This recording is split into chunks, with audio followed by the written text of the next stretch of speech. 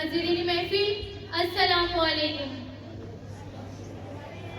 آج مجھے جس موضوع پر لفظ کرنے کا موقع دیا گیا ہے وہ دراصل مجھ سے ایک بہت بڑا سوال کیا گیا ہے کہ کیا ہم آزاد ہیں؟ جناب والا، اس سوال کا جواب لکھنے کے لیے جب میں نے قلم اٹھایا تو میری نگاہوں کے سامنے حق کی بات کرنے پر موت کا تحفہ حاصل کرنے والے صحافی عزیز محمد کی لاش آئی۔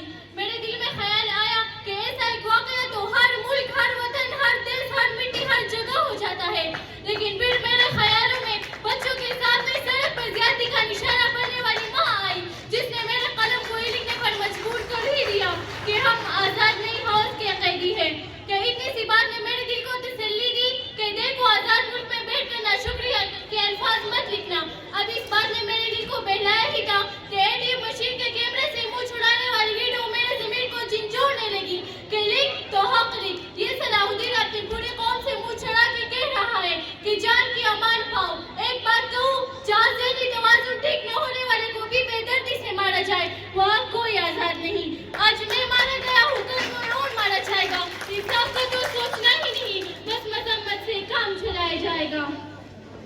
جناب اعلیٰ، ابھی میں نے لکھنے کی جسارت کی ہی تھی کہ فلسطین، کشمیر، برما اور چیخنیا کے لوگوں نے چیخ چیخ کے پکارا کہ اے بے خبر، تو آزادی کی نعمت سے آشنا ہی نہیں، تیری تو اس موضوع پر لکھنے کی عمر ہی نہیں، تو آزاد ہے، تو آج لکھنے کو آزاد ہے، تو آج پڑھنے کو آزاد ہے، تو آج اسٹیج پر کھڑے ہو کے تقریر کرنے کو آزاد ہے، تیرے گھر کے مت اپنے عبادت گاہوں میں عبادت کرنے کو آزاد ہے۔ چلو مان لیا 20% لوگ معاشرے میں خرابیوں کی وجہ سے ناانصافیوں کا شکار ہوئے ہوں گے، ارے تو آج نوشہر و فیض کے مجمع کے سامنے ان کے لیے حق کی بات کرنے اور ان کے لیے آواز اٹھانے کو تیار ہے۔